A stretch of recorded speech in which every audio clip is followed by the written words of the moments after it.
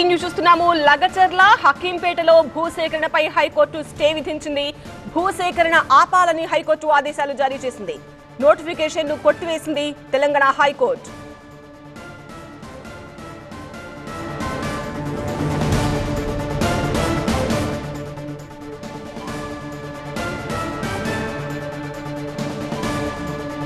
లగచర్ల హకీంపేటలో భూసేకరణపై high court stay విధించింది. మరింత సమాచారం టీవీ9 బ్యూరో చీఫ్ విజయ్ అడిగి తెలుసుకుందాం. విజయ్, లగచర్ల భూసేకరణ ఎంత పెద్ద వివాదానికి దారితీసిందో మనం చూసాము. ఇప్పుడు దానికి సంబంధించిన అప్డేట్ వస్తోంది. సో భూసేకరణకు సంబంధించి హైకోర్టు ఇంకా ఎలాంటి ఆదేశాలు జారీ చేసింది? నెక్స్ట్ ఏం చేయబోతున్నారు? మరి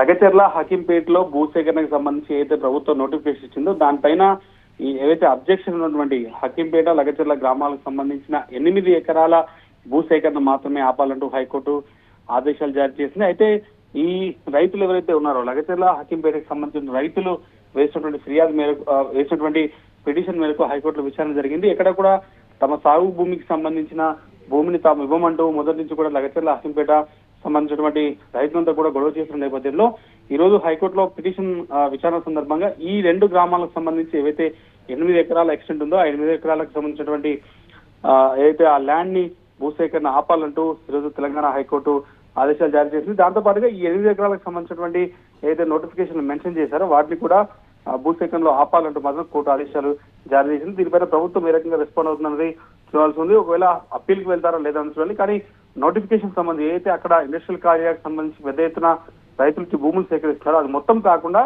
కేవలం లగచర్ల హకీంపేట వివాదంగా ఉన్న ఈ 8 ఎకరాల సంబంధించిన భూసేకరణ ఆపాలన్నదే తెలంగాణ హైకోర్టు ఆదేశాలు జారీ చేసింది. రైట్ విజయ్, అది లగచర్ల హకీంపేటలో భూసేకరణపై హైకోర్టు స్టే విధించింది.